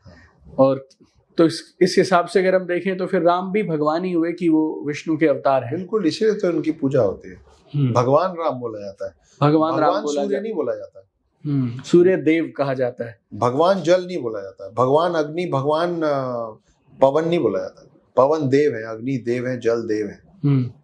जब राम खुद भगवान थे तो फिर ये जो रामायण में जो युद्ध किया गया, इतनी सेना बनाई गई और कई महीने और कई सालों तक उन्होंने ये सारा लंका तक पहुंचने का अपने आप में जो सफर उन्होंने तय किया, वो भी अपने आप में बहुत कठिन था। और इतना सब करने की जरूरत क्या थी जब भगवान हैं, उन्हें मालूम है कि सजा देनी है और ये धर्म और अधर्म का युद्ध हो रहा है, तो धर्म अधर्म को सीधे ही खत्म किया जा सकता है। इसके दो जवाब है। पहला जवाब ये है कि क्या है ना, सीधे सीधे फिर उनको फिर तो राम का रूप लेने की जरूरत ही नहीं पड़ती, फिर तो विष्णु बने वो।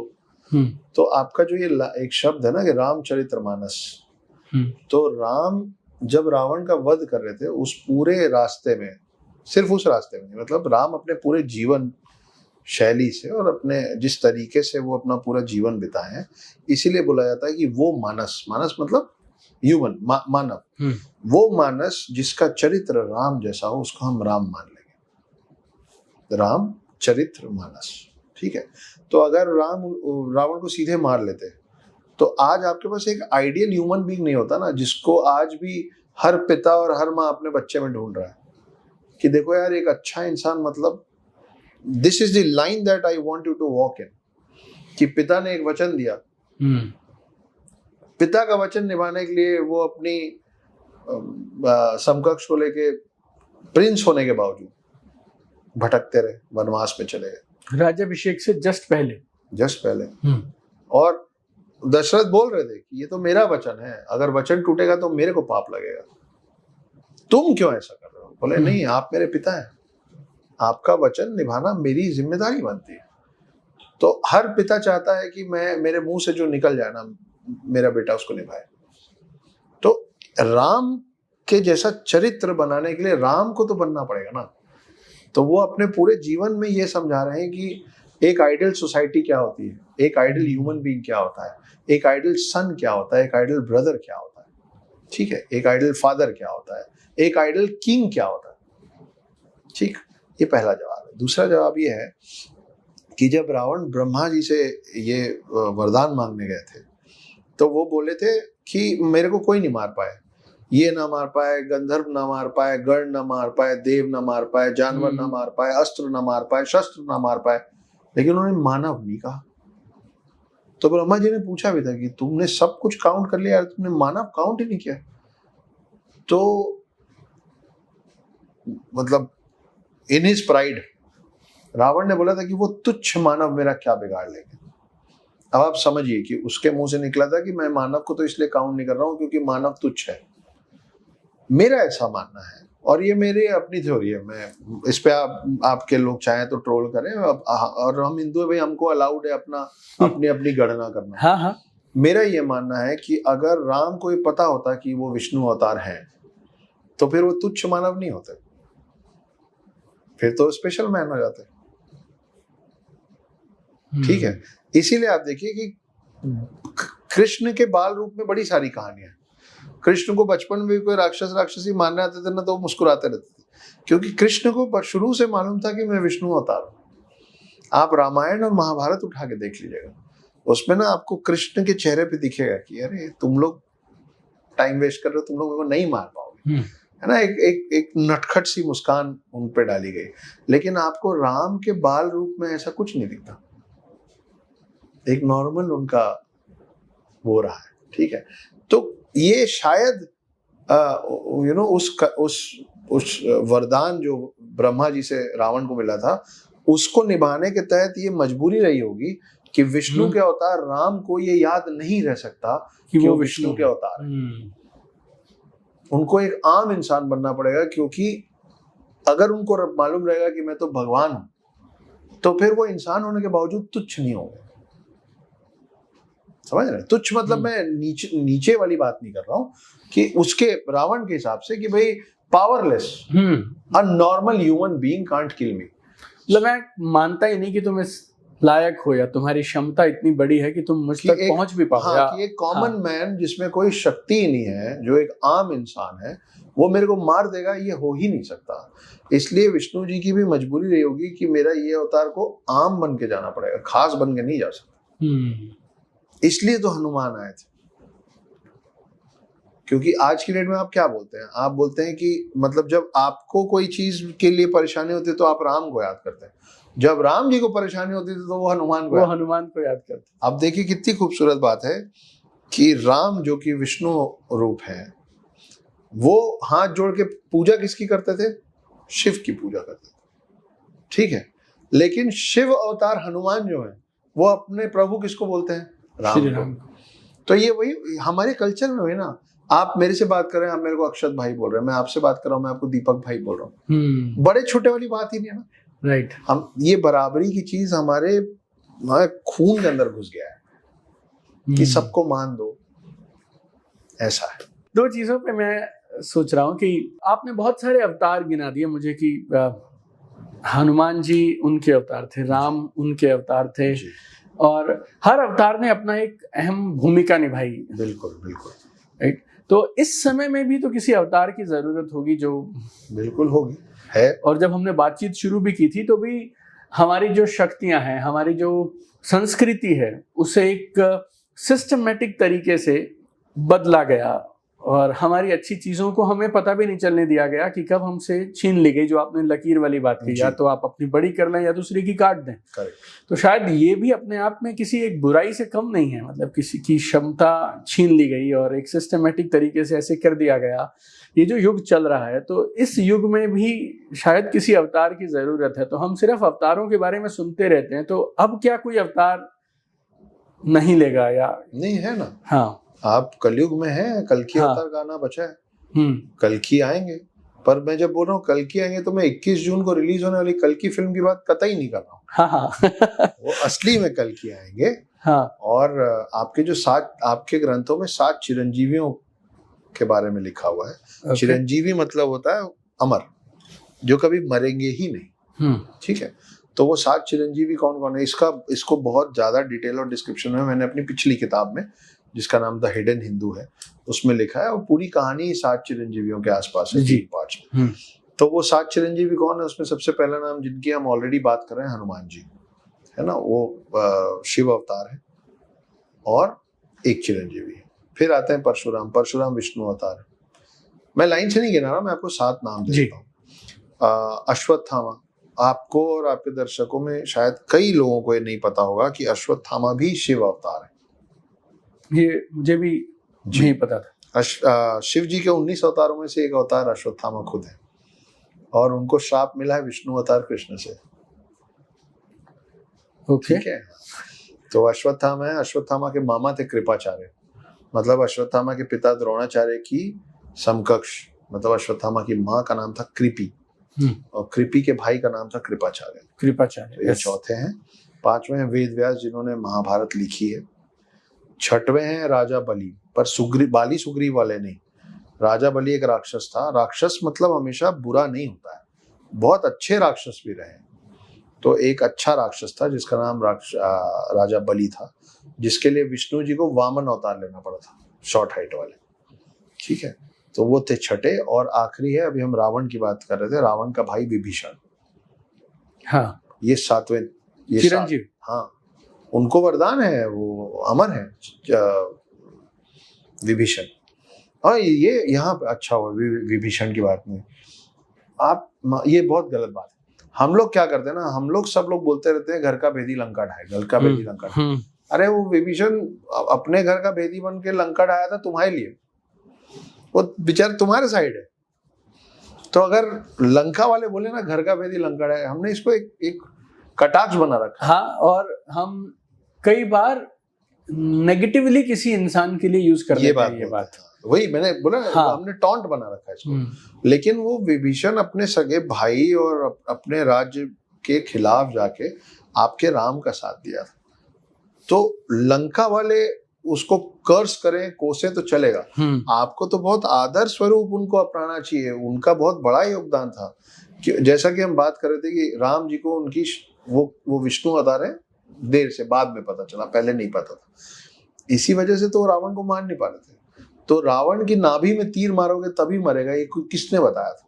विभीषण ने बताया। तो आप सोचिए कि विभीषण का कितना जरूरी रोल रहा है राम जी की मदद करने में। तो आपके राम की जो मदद कर रहा है, आप उसको ट्रोल कर लेते हो। तो ऐसे कैसे चलेगा? राइट, सुधरना पड़ेगा हम लोग को। पिछले कुछ समय में जैसे जो मेन ग्रंथ है उनकी बात, वेद और पुराण है जो, उनको अलग रख के बहुत सारी और हमारे चारों तरफ बहुत सारी और किताबों में अलग अलग तरह की चीज़ों को प्रचलित किया जाता है। और बहुत सारे लोग हमारे चारों तरफ हैं जो अपने अपने ढंग से, अपने अपने तरीके से किसी तरह के गुरु बनकर धर्म की अलग अलग तरह की बातें करते हैं, व्याख्या करते हैं। हाँ, और अगर ऐसा देखें तो ऐसा लगता है चारों तरफ ही धर्म की बात हो रही है। यहाँ सत्संग, वहाँ सत्संग, यहाँ ऐसा और वहाँ वैसा, और हर कोई अपनी तरफ से प्रवचन देने का प्रयास कर रहा है। लेकिन उसके बाद भी हम बोलें कि चारों तरफ हम अब कलयुग में हैं, चीज़ें जैसी होनी चाहिए वैसी नहीं है, तो ये कई बार ऐसे लगता है ये अगर ये कलयुग है तो इतनी सारी चारों तरफ धर्म की बातें कहाँ से हो रही हैं, और हर इंसान समझाने का प्रयास करने लगा हुआ है। तो ये सब क्या है? ये कलयुग है, इसीलिए इन कुछ लोगों को, बाकियों को धर्म के बारे में बताना समझाना पड़ रहा है। अगर ये सत्युग त्रेता युग होता तो कोई किसी को समझाता नहीं होता, क्योंकि आज हम जैसे या बाकी लोग जो बाकियों को समझा रहे हैं ना, वो त्रेता युग और द्वापर युग और कलयुग सत्युग में सबको पता था। मतलब हम आज की डेट में बात ये तो ऐसे थोड़ी ना करते हैं कि टीवी चालू कैसे करते हैं, तो सबको मालूम है टीवी चालू कैसे करते हैं। बिल्कुल सही बात। सबको मालूम है स्विच दबाओ लाइट चालू हो जाएगी, है ना।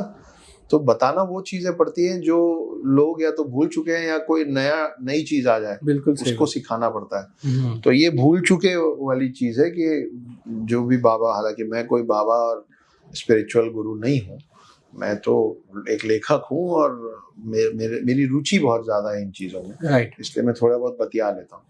मैं कोई प्रवचन नहीं करता हूँ, लेकिन जो लोग प्रवचन करते हैं उनको प्रवचन इसलिए करना पड़ रहा है क्योंकि ये कलयुग है, इसलिए लोगों को समझाना पड़ रहा है कि देखो भाई तुम ये हो और चीजें ऐसी थी। बिल्कुल। पहले तो आज ये जो समझा रहे हैं उतनी समझ पहले हर आदमी को थी। यही है कलयुग। यही है कलयुग। जब हम भगवान का जिक्र करते हैं, अवतारों का जिक्र करते हैं, देवी देवताओं का जिक्र करते हैं, तो इन सब के साथ कुछ स्थान भी जुड़े होते हैं जी। जैसे कोई कैलाश मानसरोवर हैं, और कभी ज्योतिर्लिंगों की बात की जाती है, 4 धाम की बात की जाती है। तो इन जगहों में सच में वो शक्ति होती है और इनकी क्या अहमियत है या रिलेवेंस है इन जगहों पे जाने की, यहाँ जाकर पूजा करने की? देखिए, जैसे उदाहरण के तौर पे मैं बता रहा हूँ, आपका पूरा जो प्लैनेट में जो लैंड है, वो पूरा लैंड ऐसे फ्लैट तो है नहीं, बराबर तो है नहीं, कहीं पे ज्यादा डिप है और कहीं पे माउंटेन्स, हाँ, कहीं पे प्लेन है ना। तो एनर्जीज भी ऐसी होते हैं, एनर्जी जो वेव्स हैं वो एकदम स्ट्रेट नहीं चलती होती, और सारा एनर्जी जुड़ा किससे है? कॉस्मोस। इसीलिए आप देखिए, अब तो नासा और बाकी हम इतने एडवांस हो गए हैं कि हमने स्पेसशिप्स भेजे बाहर, और हमने साउंड रिकॉर्ड किया बाहर का। तो जो साउंड हमको सुनाई दिया, मतलब शून्य का जो साउंड है, स्पेस में कोई आवाज नहीं है, लेकिन स्पेस में एक आवाज आती है।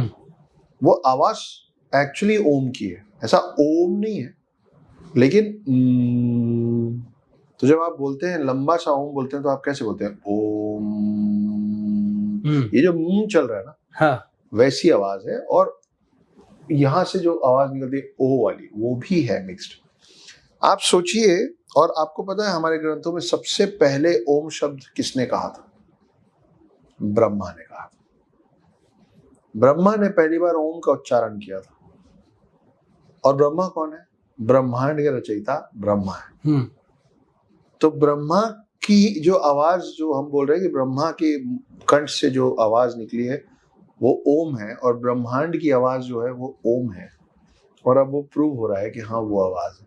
इसीलिए हमारे उसमें लिखा हुआ है कि जब आप बैठ के तपस्या करते हैं, कुछ भी मांगते हैं, आप पहले भगवानों बुलाया जाता था ना तपस्या करके, तो वो तपस्या का शब्द कोई भी मंत्र होता था ना, वो ओम से शुरू होता था। क्यों? क्योंकि आपको जिससे बात करनी है, आपको उसके लैंग्वेज में बात करनी पड़ेगी। बिल्कुल सही। तो कॉस्मोस का जो लैंग्वेज है वो ओम है। तो आप यहाँ बैठ के जब ओम बोलते हैं तो जो साउंड है वो एक एनर्जी है ना। तो वो जो साउंड की एनर्जी है वो जाके जब कॉस्मोस की एनर्जी से मिलता है, तब जाके शाहरुख खान ऐसे करके बोलते हैं कि सारी कायनात जुड़ जाती है तुमको वो दिलवाने में जो तुम मांग रहे हो। इसीलिए हम मेडिटेट करते हैं, करेक्ट। तो वैसे ही एनर्जी के लेवल सब जगह सेम नहीं। अगर मैं खाई के अंदर जाके दीपक जी को आवाज दूंगा जो 4थे माले पे, तो दीपक जी और मेरे बीच का जो डिस्टेंस है वो और बड़ा हो जाएगा, क्योंकि मैं ग्राउंड फ्लोर से आवाज नहीं दे रहा हूँ ना। मैं खाई के अंदर कहीं पे गया हूँ, मतलब मैं 10-20 माले नीचे घुस गया हूँ। बिल्कुल, है ना। तो दीपक जी 4th फ्लोर पे हैं, डोंट वरी, मैं आपके यहाँ का एड्रेस नहीं दूंगा सब। दीपक जी 4th फ्लोर पे हैं, मैं ग्राउंड लेवल पे भी नहीं हूँ। मेरे को दीपक जी के पास आवाज पहुंचाने के लिए क्या चाहिए कि मैं भी 4th फ्लोर के लेवल पे पहुंचूं, ताकि मैं तुरंत बोल पाऊं दीपक जी, और दीपक जी मुझको सुन लें। तो जितना डिस्टेंस हो जाएगा उतना आपकी बात, आपकी आवाज पहुंचना कठिन हो जाएगा, ठीक है। तो वैसे ही एनर्जी लेवल्स की जगह, कि अगर आपने गलत जगह मंदिर बना रखा है तो उसका एनर्जी लेवल कॉस्मोस से ज्यादा देर से कनेक्ट होगा। इमेजिन कीजिए एक ऐसे बीम निकल रहा है कहीं एनर्जी का, वो सीधे अंतरिक्ष में जा रहा है, तो अंतरिक्ष तक पहुंचने का एनर्जी का जो बीम है वो वहां पे छोटा होगा जहां आपका स्पिरिचुअली एनर्जी लेवल हाई है। एक और एग्जांपल ले लेते हैं कि भाई आपने ग्रेविटेशनल फोर्स है ना, यहाँ से आप ऐसे उछल के थोड़ी ना आसमान पहुंच जाएंगे, पॉसिबल ही नहीं है। तो हम क्या करते हैं, हम रॉकेट में बूस्टर्स लगाते हैं, है ना। तो रॉकेट के जो बूस्टर्स होते हैं उसका काम क्या होता है, यहाँ पे बूस्टर्स शुरू होते हैं, वो ग्रेविटेशनल फोर्स से लड़ते लड़ते लड़ते लड़ते ऊपर जाते हैं। वो जैसी ग्रेविटेशनल फोर्स के बाहर जाते हैं तो बूस्टर्स अलग हो जाते हैं, फिर रॉकेट सैटेलाइट बन के, करेक्ट, बिल्कुल सही बात। ये जहां जहां पे पुराने ज्योतिर्लिंग हैं, धाम, मंदिर हैं, ये सब उस हिसाब से उनको उस चीज की भी समझ थी, तो उन्होंने ऐसी जगह पे बनाया जहां पे ऑलरेडी बूस्टर्स लगे हुए हैं। वहां पे आपका एनर्जी लेवल बूस्ट होगा, आपका स्पिरिचुअल लेवल हाई होगा। आप जो पाना चाह रहे हैं, जिस चीज की उपासना कर रहे हैं, आप जो भी करना चाह रहे हैं, आमतौर पे आदमी मन्नत मांगने जाता है ना, उसको कुछ चाहिए, उसकी कोई दिक्कत परेशानी है, तो वहां पे हर चीज का जो हिसाब किताब है वो स्पीड अप हो जाता है। आपके अंदर उतना धारा प्रवाह, आपके अंदर उतनी सफाई होती है। जैसे एक चीज और भी कही जाती है कि भगवान सब जगह है, तो फिर कुछ लोग ऐसा बोलते हैं कि जब भगवान सब जगह हैं तो फिर मैं उस खास जगह पे जाके क्यों प्रार्थना करूं, पूजा तो मैं घर पे भी कर सकता हूँ। हाँ, तो हमको तो पूरी छूट है ना। मैंने पहले बोला कि भाई आप माने कि भगवान सब जगह है तो भी ठीक, आप माने कि वो लाइन है ना कि एक था कि गॉड इज नोवेयर, किसी ने गुस्से में दीवार पे लिख दिया गॉड इज नोवेयर, तो नोवेयर की स्पेलिंग क्या थी, NOWHERE, ठीक है। फिर भगवान, और वो हर जगह बोलता रहता था, नास्तिक था, नहीं होता भगवान, God is nowhere, God is nowhere. एक दिन भूकंप आया और उस दीवार पे क्रैक पड़ा, तो NOW एक तरफ हो गया और HERE एक तरफ हो गया। तो भगवान जी बोले कि गॉड इज नाउ हियर, है ना। ये चीज दूसरे एग्जाम्पल में आप प्रहलाद वाला एग्जाम्पल ले लीजिए कि प्रहलाद बेटे थे हिरण्यकश्यप के, और हिरण्यकश्यप बार बार बोलता था कि मैं ही हूँ भगवान। अच्छा, विष्णु तुम्हारा भगवान है, बुलाओ अपने भगवान को, बुलाओ अपने भगवान को। तुम क्या कहते हो, सब जगह भगवान है, हर चीज में भगवान है, तो क्या इस पिलर के अंदर भी भगवान है? तो प्रहलाद बोले जी। तो पिलर को गदा मार के तोड़े तो उसके अंदर से नरसिम्हा देव बाहर आ गए। बोले चलो दोस्त बात करते हैं। ये अच्छा। तो हमारा मानना है कि भगवान हर चीज में, इसीलिए आपने हर चीज को इतने प्यार से भगवान से जोड़ रखा है। आप तो एजुकेशन लाइन में है ना, हम बचपन से वही किए हैं, अब अपने बच्चों को वो करते हुए देख रहे हैं कि अगर पेन, रबर, पेंसिल, शार्पनर, किताब कुछ गिर गया तो उठा के तुरंत ऐसे करते हैं। तो हमने एजुकेशन को सरस्वती जी से जोड़ रखा है। आप वॉलेट खोलेंगे और अगर एक सिक्का गिर जाएगा तो आप उसको भी सर पे लगा लेंगे। आपने पैसे को लक्ष्मी जी से जोड़ रखा है। आप चलते चलते अगर आप अभी मेरे घुटने पे टकरा जाएंगे तो आप मेरे घुटने को भी ऐसे कर लेंगे। क्यों? क्योंकि आपका मानना है कि इसमें भी देवता है, इसमें भी भगवान है। आप इसीलिए जानवरों की हत्या नहीं करना चाहते हैं, क्योंकि हम लोगों ने हर जानवर को किसी ना किसी भगवान से एसोसिएट कर रखा है, वाहन बना के हमने। हाँ, और जो आप देखिए कि जो भी जानवरों को खत्म करना ज्यादा आसान है, उनको हमने उतने बड़े भगवान से जोड़ रखा है कि डरो। जैसे कि हाथी का शरीर इतना बड़ा होता है कि छुप नहीं सकता है, वजनी इतना होता है कि जल्दी भाग नहीं सकता, तो भी आप देखिए आपको कहीं नहीं मिलेगा इतिहास में कि कोई कबीले वाले या कोई पुराने लोग हाथी को मार के पूरे अपने समुदाय का पेट भर ले। जबकि आसान काम, आप 50 खरगोश पकड़ेंगे तब 50 लोग का पेट भरेगा। आप एक हाथी मार लो, 50 लोग का पेट भर जाएगा और कई दिन तक भर जाएगा। लेकिन उसके बाद भी हाथी को नहीं मारा जाता। गणेश जी का चेहरा दे दिया आपने कि सोचो कितना बड़ा पाप। एक तो गणेश जी गुस्सा हो जाएंगे, ऊपर से गणेश जी के पप्पा हैं शिव जी गुस्सा हो जाएंगे। तो चूहा आपके घर में निकलता है, पुराने लोग चूहे को मारते नहीं थे, उसको पिंजरे में बंद कर घर के बाहर छोड़ाते। आज भी कई सारे घर हैं। हाँ, मेरे मम्मी भी ऐसा बोलते हैं, मतलब ऐसा मानते हैं कि पिंजरे में छोड़ाएंगे लेकिन मारना नहीं। सांप को मत मारो, शिव जी नाराज हो जाएंगे। चूहे को मत मारो, गाय को मत मारो, बैल को मत मारो, नंदी है। सब चीज, गधे को मत मारो, शीतला माता का वाहन है भाई। कुत्ते को मत मारो, शिव जी के एक रूप से कुत्ता जुड़ा हुआ है, और 4 आंखों वाला कुत्ता यमराज के दरवाजे पे बैठा हुआ है। आप कुत्ते को मारेंगे ना, सबसे पहले ऊपर वही काटेगा, बाद में यमराज से मुलाकात हो जाए। तो हमने सब चीज जगह पे इतने प्यार से जोड़ रखा है कि भाई आप सबको मान सम्मान दो, आप सबको प्यार दो। और जिस तरह से हम अलग अलग अवतार की बात करते हैं, कुछ एक धाम है जो पिछले कुछ सालों में प्रचलित होने लगे हैं और उनके साथ भी किसी ना किसी भगवान को जोड़ दिया जाता है। जैसे नीम करोली बाबा का जिक्र किया जाता है, कैंची धाम, और बोला जा रहा है कि हर इंसान वहाँ जा रहा है। जैसे खाटू श्याम जी का नाम हनुमान जी के साथ जोड़ा जा रहा है। तो आप किस तरह से इनको देखते हैं, इन धामों की शक्ति को या इनके प्रचलन को? मेरा झुकाव अध्यात्म की तरफ और अपने पौराणिक कथाओं की तरफ है, लेकिन मैं होली क्रॉस कॉन्वेंट स्कूल में साइंस भी पढ़ा हूँ अभी का, तो तर्क वितर्क करना सब लोगों के जैसे मेरी भी आदत है। मेरी इच्छा है कि मैं कैंची धाम जाऊं। मैंने खुद भी नीम करोली बाबा के बारे में बहुत सुना है, लेकिन मेरे को अभी तक उनसे रिलेटेड पर्सनली कोई अनुभव हुआ नहीं। तो ये फिर वो गलत बात हो जाएगी ना कि मुझे ज्ञान जिस विषय में ना हो, राइट, उस पे मैं बोलूं, तो उस पे मैं जरूर बोलूंगा, आपके पास भी बोलूंगा, लेकिन जब मैं एक बार वहां हुआ होगा। और जैसे देखिए, आपने सोमवार शिव जी को दे रखा है, मंगलवार हनुमान जी को दे रखा है, बुधवार गणेश जी को दे रखा है, वैसे थर्सडे साईं बाबा को दिया हुआ है लोगों ने। मेरी मान्यता साईं बाबा में नहीं है। मुझे इससे कोई परहेज नहीं है कि जो साईं बाबा को मानते हैं, मेरे घर के अंदर भी मानते हैं, तो आप अपनी मान्यताओं के साथ रहिए। मेरे लिए थर्सडे का दिन विष्णु जी का है। ज्यादातर लोगों को अब मालूम भी नहीं कि जैसे सोमवार शिव का होता है, वैसे थर्सडे जो है विष्णु जी का है ना। तो मैं थर्सडे के दिन अगर मैं हाथ जोड़ के किसी भगवान को याद करूंगा, तो मेरे दिमाग में, मेरे अंदर वो साईं बाबा ना होते हुए विष्णु जी होंगे।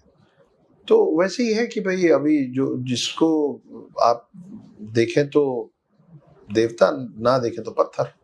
तो मैं आई एम श्योर कि इतने लोगों की मान्यता है नीम करोली बाबा में, तो कुछ जरूर होगा, लेकिन उस पर कोई भी टीका टिप्पणी करने के, चाहे उनके फेवर में चाहे उनके अगेंस्ट जी, वो जैसे मैं गांधी जी, महात्मा गांधी को लेके मैं बहुत ज्यादा सहज नहीं हूं कि वो फादर ऑफ द नेशन है। वो मेरी सोच है, आपको बुरा लग सकता है, राइट। आपको बुरा लगे और आप मेरे को 2 बातें बोल दें तो मुझे भी बुरा लग सकता है, ये बड़ा अलग बात है। तो जब मैं नीम करोली बाबा के वहाँ पे कैंची धाम में जाऊंगा, मेरा क्या अनुभव होगा उसके, अगर मेरे को वो फीलिंग आएगी तो फिर मैं मानूं या बोलूं।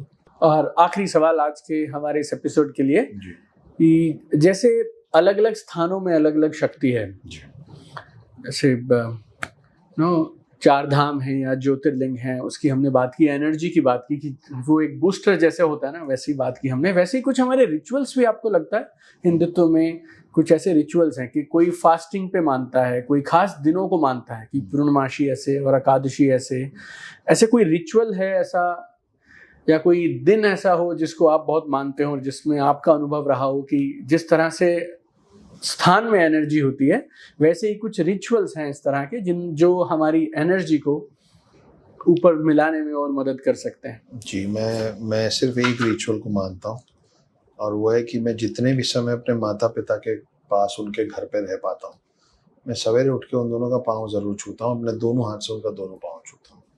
मेरे लिए वो एक ऐसा रिचुअल है जिसके ऊपर कुछ नहीं है। मेरे माता पिता बहुत बड़े भक्त हैं, मेरे पिता माया माई के भक्त हैं, मेरी माँ राम जी, विष्णु जी, शिव जी सबकी भक्त हैं। मेरे को लगता है कि अगर इन दोनों का आशीर्वाद मेरे पे बना रहेगा तो फिर भगवानों का आशीर्वाद मेरे पे बना रहेगा। जो भगवान नहीं दिखते हैं उस पर कोई दो राय नहीं है, नहीं दिखते हैं, आप उनकी सेवा कर पाए या ना कर पाए, आप रोज उनकी पूजा कर पाए या ना कर पाए, जो भगवान आपको रोज दिखते हैं उनकी सेवा और पूजा करने में कमी मत कीजिए। और जो आपको जीवन दिए हैं, आपके लिए तो सबसे पहले भगवान वही होते हैं ना। तो आप जब आँख खोलते हैं उस दिन से आपको भगवान दिखते रहते हैं, और आप जब तक भगवान आपको छोड़ नहीं जाते हैं। और ज़्यादातर जगह यही होता है कि माता पिता के चले जाने के बाद, और मैं कटु शब्दों में कहूँ तो माता पिता के गुजर जाने और देहांत हो जाने के बाद आपको समझ में आता है कि आपके सर से क्या चला गया।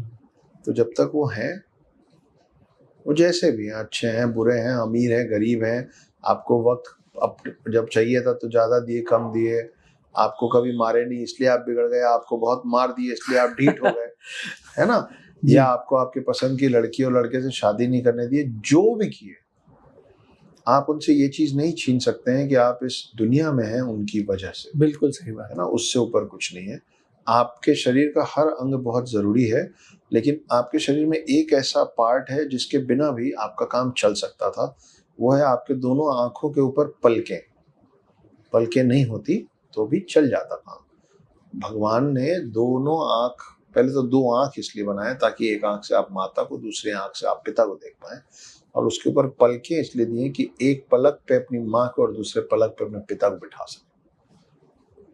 तो उनको जितना प्यार आप दे सकें, जितना सम्मान दे सकें, जितना वक्त दे सकें, उनके रहते रहते दे लिए, बाद में मौका नहीं मिलेगा। बस यही सबसे बड़ा रिचुअल है दीपक भाई, और इससे बड़ा रिचुअल कुछ नहीं है, और इसके लिए कोई दिन नहीं है ना। आप सोमवार को अपने माता पिता का पांव छुएंगे तो शिव जी खुश हो जाएंगे, आप मंगलवार को अपने माता पिता का पांव छुएंगे तो हनुमान जी खुश हो जाएंगे, आप बुधवार को अपने माता पिता का पांव छुएंगे तो गणेश जी खुश हो जाएंगे। और गणेश जी की तो बहुत अच्छी वो कहानी भी है, बोलते बोलते याद आ गया कि कार्तिक जो गणेश जी के बड़े भाई हैं, अब देखिए शिव जी के दो पुत्र हैं, एक गॉड ऑफ वॉर है कार्तिक, दूसरा गॉड ऑफ विजडम है गणेश। तो दोनों में शर्त लग गई, बोले मैं ज्यादा शक्तिशाली, मैं ज्यादा शक्तिशाली। तो बोले कि ठीक है मम्मी पापा डिसाइड करेंगे, मम्मी पापा जिसको बोलेंगे ज्यादा शक्तिशाली वो शक्तिशाली। दोनों पहुंचे शिव जी पार्वती जी के पास, बोले आप लोग बताइए। तो दोनों मुस्कुराए, बोले एक काम करो, चलो रेस करवाते हैं तुम्हारी दोनों की, जाओ पृथ्वी का 3 चक्कर काट के आओ, जो पहले पृथ्वी का 3 चक्कर खत्म करके आया ना वो ज्यादा फुर्तीला, ज्यादा शक्तिशाली। कार्तिक बोले 100% मैं जीतूंगा, उनका वाहन है मोर है। और भाई हम तो सब लोग छोटे भाई का मजाक उड़ा लेते हैं, तो मैं मजाक नहीं उड़ा रहा हूँ, पर कार्तिक ऐसा सोचे होंगे अपने छोटे भाई को कि एक तो ये मोटू, ऊपर से इसका वाहन चूहा, 100% मैं जीतूंगा। कार्तिक तुरंत मोर पे बैठे उड़ गए। अब कार्तिक उड़ के जहां जहां जाए, आगे आगे वो चूहे के पैर का निशान दिखे, हर जगह चूहे के पैर का निशान। सेकंड राउंड में आया तो बोले ये एक सेट ऑफ पदचिंता, हाँ। ये एक और दिख रहा है, मतलब ये सेकंड राउंड में भी मेरे से आगे। तीनों राउंड खत्म करके परेशान परेशान कार्तिक पहुंचे तो देख रहे हैं गणेश जी दोनों जन के बीच में बैठ के खिलखिला रहे हैं। तो बोले बताओ तुम कैसे किए यार, ये कैसे मेरे से पहले कैसे पहुंचे और हमेशा मेरे से आगे कैसे? तो God of wisdom Ganesh ji, उन्होंने बोला कि आप तो फट से उड़ गए, मैंने शिव जी और पार्वती जी अपने माता पिता के 3 परिक्रमा कर दी, मैं पृथ्वी का 3 भ्रमण हो गया। तो आपके माता पिता के आसपास अगर आप हैं, उनका आशीर्वाद अगर आप पे बना है तो आप पृथ्वी जीत लेंगे।